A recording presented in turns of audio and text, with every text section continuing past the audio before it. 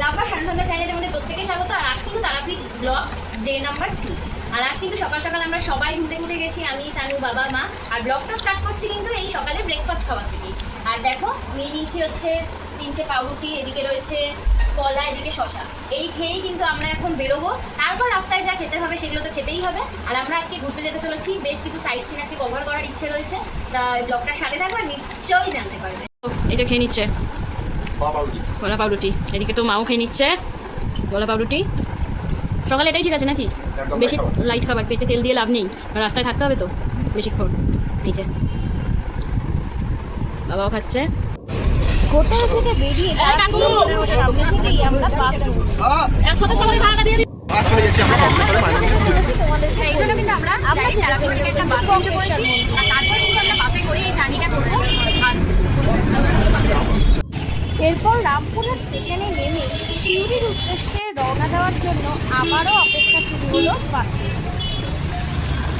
বক্রেশ্বর মন্দিরে যাওয়ার জন্য পুরো যাত্রাপথটাই আমরা হেঁটে চলেছি বাসে। তাই 3টে স্টেপ পেরিয়ে কিন্তু একেবারে তোমাদের সঙ্গে কথা বলছি মন্দিরের সামনে। প্রায় 3 থেকে 4 ঘন্টা আমরা পথ পেরিয়ে চলে আসলাম বক্রেশ্বর মন্দিরে। আর বাঁদিকে যে তোরণটা দেখা যাচ্ছে এটাই বক্রেশ্বরের মন্দিরের প্রবেশ পথ। তো গাইজ আমরা হচ্ছে তারাপীঠ থেকে 65 থেকে 70 কিলোমিটার দূরে 4 থেকে 5 ঘন্টা বাস ট্রাভেল করে চলে এসেছি বক্রেশ্বর মন্দিরে। আর বক্রেশ্বর মন্দিরে কী কারণে কিসের জন্য এখানে প্রতিস্থাপন হয়েছিল, কি পড়েছিল মায়ের, সব এটা তোমাদের সামনে আজকে তুলে ধরবো। আমরা ঢুকছি বক্রেশ্বর মন্দিরে। বক্রেশ্বর মন্দিরের পাশেই এরকম দেখবে ছোট ছোট মন্দির রয়েছে, দুধারেই এরকম ছোট ছোট মন্দির রয়েছে, আর মিডিলে হচ্ছে বক্রেশ্বর মন্দির। তোমরা একটু দেখে নাও মন্দিরটা এরকম টাইপেরই দেখতে। এইটাই হচ্ছে ওপরে একটা শিবের মূর্তি, আর দুপাশে নন্দী বসে রয়েছে। এন্ট্রি নিতেই আমরা দেখে নিলাম এরকম একটা পুকুর বলতে কি, এখানে একটা জলাশয়। এই জলাশয় নাকি সবসময় গরম জল পড়ে। দেখবে ঘন্টা দেওয়া, ঘন্টা ঝোলানো। এটাই হলো এন্ট্রি। প্রথমেই জলাশয়টাতেই সানু এসে আগে দেখে নিল যে এটা গরম না ঠান্ডা। কিরকম জলটা? এই জলটা হচ্ছে সত্যি গরম জল। এটা তোমাদের সামনে আমি কথা বলছি না, গরম খুব, নরমাল জলের মতন না। নরমাল জলে হাত দিলে নরমাল জলে এটা সত্যি গরম, মানে রোদের তাপে গরম না, তাই তো? তাপের গরম না, সত্যি এটা গরম। আচ্ছা, এটা সত্যিই গরম জল, এটা কোনো আমি কথা বলছি না। তোমরা এসেও দেখতে পারো, এটা সত্যি গরম জল, এটা রোদের তাপে গরম না, এই গরম না, এটা একদমই গরম। সেই ঢুকিলাম মন্দিরটার মধ্যে, আর মন্দিরের ওখানে হচ্ছে এন্ট্রি পয়েন্ট মন্দিরে। এন্ট্রিতেই দেখে নাও এখানে মন্দির বসে রয়েছে। আর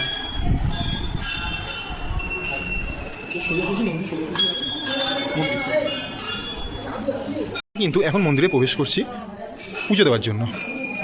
একদম মন্দিরের ভেতরটা একদম দেখে নাও, মন্দিরের ভেতরেই ঢুকতে এরকম অনেক ঘন্টা বাঁধা রয়েছে, যার মানুষের ঘন্টা আই থিঙ্ক বাঁধা রয়েছে। কিন্তু নিয়ে নিলাম পুজোর জন্য ডালা, আর বেলপাতার মালা, আর জবার মালা। আর এখন আমরা দেবো এই হচ্ছে এন্ট্রি।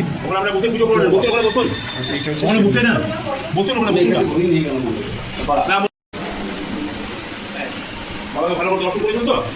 প্রত্যেকে বাবার জন্য হাত দিয়ে ধরে হাতে প্রথমে বলুন নমো বিষ্ণু নমো বিষ্ণু নমো বিষ্ণু শ্রী বিষ্ণু বিষ্ণু তত্ত্ববুদ্ধ শুভ আশ্বিন মাসে কৃষ্ণপক্ষে নবম মা তিথ। আপনাদের নাম আর গোত্র বলুন। বলেছেন বললক্ষ্মী বক্রেশ্বর তীর্থে মনস্কামনা পূরণার্থে শিবাই নম। ওই হাত নিয়ে মাথায় নেন, এই মালাটা সবাই হাত দিয়ে ধরুন। দিদি হাতে আপনি হাতে বলুন নমো এষ শিবপত্রম পুষ্প মল্লম পরিধত্তে অষ্টবক্রায় বক্রেশ্বরায় মহাদেবায় শিবায় পড়ি দেন। ওইটা দিয়ে একটা ভোগে দেন, একটা মাথা দেন, একটা প্যাকেট নিয়ে আসুন। হ্যাঁ এখানে ওটা ঠিকই ধরুন, সবাই হাত দেন।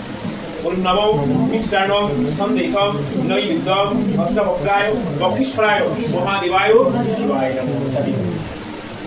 ঠাকুর বলুন মহাদেব দেখেন ওই বক্রেশ্বর মহাদেব যা থামে না দূর থেকে, ওনাকে হাতটা একটু মাথায় নেন, টিকে নেন। জয় বাবা বক্রেশ্বরনাথ ভক্তির। বাবাকে মনে কামনা বাসনা জানান। আর এখানে কাকু বাবার প্রতিদিন ভোগ হয়, বুঝলেন পায়েছে। হ্যাঁ এখানে পুজোটা কমপ্লিট হয়ে গেল। এবার যাবো আরেকটা মায়ের মন্দিরে পুজো দিতে। এখন যাচ্ছি আরেকটা মায়ের মন্দিরে পুজো দিতে। কি পড়েছিল এখানে? তৃতীয় নয়ন পড়েছিল মায়ের এখানে, আর এখানেই আমরা পুজো দিতে যাচ্ছি। মায়ের আদি ছিল না, সিংহাসন নিচে বলবো সোজা এবার এখানে দেখা গেছে যে শ্রী বিষ্ণু বিষ্ণুর নাম বিষ্ণুকে নিজে নিজের নাম বলতে বলুন এটা হচ্ছে এটা সেটা মানে এইটা আপনারা বুঝলেন অশ্বিনী মনস্কামনা নমো বিষ্ণু শ্রী বিষ্ণু বিষ্ণু উজ্জ্বল শুভ আশ্রমে বিষ্ণুকে নমো মাম উদ্ধো আবার আপনাদের নাম উদ্ধো যে নাম উদ্ধো জয়ন্তী মঙ্গলকালী ভদ্রকালী ভবানী ভক্তসভা তীর্থে সপরিবার নারায়ণী মনস্কামনা পূর্ণার্থে দুর্গায় স্থান দেবী দুর্গা এবারে মায়ের সবাই হাত দিয়ে পূর্ণ মালিনী আয়ুরারোগ্যম বিজয়ম দেহি দেবী নমস্তে জয়ন্তী মঙ্গলাকালী ভদ্রকালী কপালিনী দুর্গা সেবা ক্ষমাধাত্রী সহস্রদা নমস্তে পুষ্পমাল্যম পরিধার্তে দুর্গায়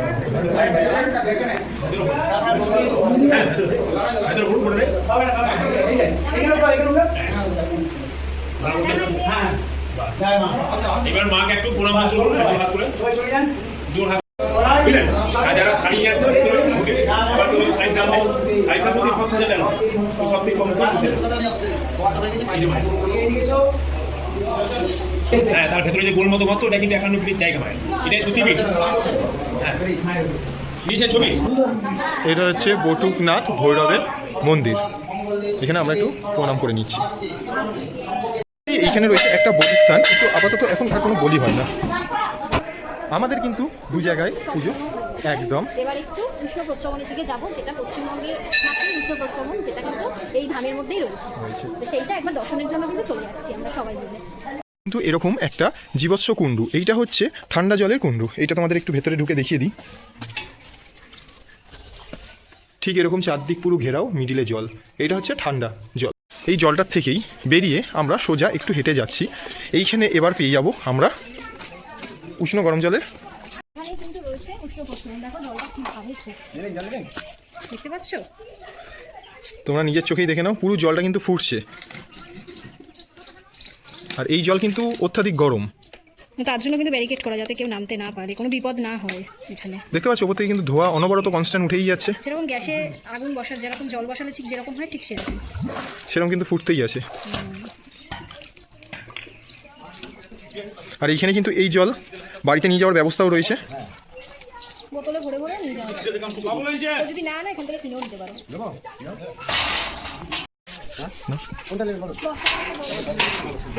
10 টাকার আমি একটা 10 টাকার পারচেস করবো। তাই একটু ভরে দাও না, ভরে দাও না এখান থেকে। না না, তুমি এখান থেকে ভরে দিয়েছো তো? ওকে না না আমি এখন ভালো বাড়ি থেকে ওকে। তো এইখান থেকে আমরা একটু নিয়ে নিলাম গরম জল। বাবা, বিভৎস গরম জল, বিভৎস গরম জল। তো এইখান থেকে কড়া গরম জলের একটু জল নিয়ে নিলাম বাড়ির জন্য। এখানে কিন্তু আবার স্নান করার জায়গাও রয়েছে, তার জন্য টিকিট কাটতে হবে। একটা এরকম ঘাট বাঁধানো, আর এইখানে হচ্ছে তোমরা টিকিট কেটে স্নান করার জন্য এই ঘাটটা বাঁধানো রয়েছে। বাবাও কিন্তু একটা নিয়ে নিল জল। আমি একটা নিয়ে নিলাম জল। একদম। কেমন গরমটা ধরতে পারছো? হ্যাঁ, বিভৎস গরম, তাপ কিন্তু আগুনের মতন। মা দেখাও কোনটা নিলে।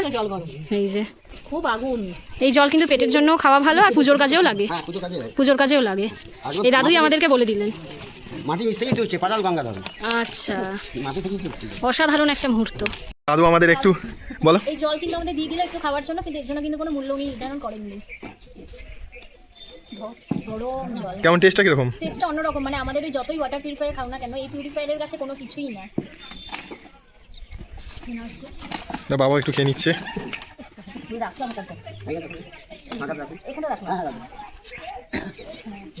তারপর একটু মাও খেয়ে নিচ্ছে। কেমন টেস্ট, কেমন?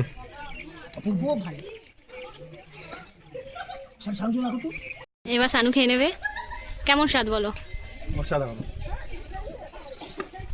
ভগবানের দেওয়া এই জিনিস কোনো ঠিক, এর কোনো ইয়ে হয় না, তুলনা হয় না, ঠিক কোনো লিমিটেশন হয় না।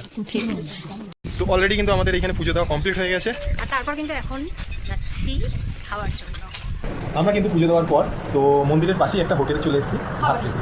তো দুপুর অনেক হয়ে গেছে, দুটো মটন বেড়ে গেছে। না খেলে একদম, না খেলে এখন হবে না, কারণ আবার অনেকটা দূর যেতে হবে। আবার প্রায় 3 থেকে 4 ঘন্টা বাসে ট্রাভেল করতে হবে। তার জন্যই আগে দুপুরে লাঞ্চটা এখানেই সেরে দিচ্ছে। তো নিরামিষ আমরা ভাত নিয়ে নিয়েছি সবাই। এখানে রয়েছে ভাত, ডাল, আলুর তরকারি, পোস্ত। যদি এখন আমরা খাবো। শেষ হয়ে গেছে ভাত খাওয়া, তারপর কিন্তু নিয়ে নিচ্ছি এরকম একটা আইসক্রিম। আর আইসক্রিম দিয়েই কিন্তু আজকে দুপুরের লাঞ্চটা শেষ হচ্ছে। এই যে সবে কিন্তু এখন বক্রেশ্বর থেকে আমরা সবে হোটেলে আসলাম জাস্ট একটু রেস্টের জন্য। এখানে মা বসে রয়েছে, সানুও বসে রয়েছে, প্রায় 3-4 ঘন্টা জার্নি, তোমাদের সাথে এখনই একেবারে কথা বলছি। এখন যাবো আবার কোথায় বলে দাও? তারাপীঠ। তারাপীঠে এখন যাবো সব থেকে ফেমাস রেডি ইমনি, ল্যাংচা। ল্যাংচা, মোরব্বা, মানে তাদের মোরব্বা, বড় বড় সিঙ্গারা। এখানে কিন্তু সব থেকে বড় বড় সিঙ্গারা আছে। এটা আসলেই আমরা খাই। আমাদের মতন এখানে ছোট ছোট সিঙ্গারা নেই, বেশ বড় বড়ই সিঙ্গারা, কিন্তু রিজনেবল প্রাইসে। হ্যাঁ বলো। হ্যাঁ, আর একটুখানি এতটা সেই সকালে বেরিয়েছি, তার জন্য কিন্তু একদম টায়ার্ড হয়ে যাওয়ার পর এখন রেস্ট নিচ্ছে সবাই একটু।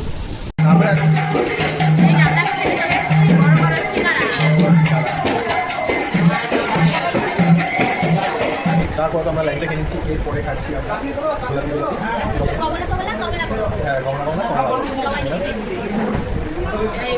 আর এদিকে মা স্পেশাল ভাড়ের চা খেয়ে নিচ্ছে। এইখানকায় হচ্ছে মটকা চা স্পেশাল সবাই। তো এইটা হচ্ছে পুরোটা মাটির ভাড়ি তৈরি হয়, তো এইখানে স্পেশাল মটকা চা খেয়ে নিচ্ছি আমরা।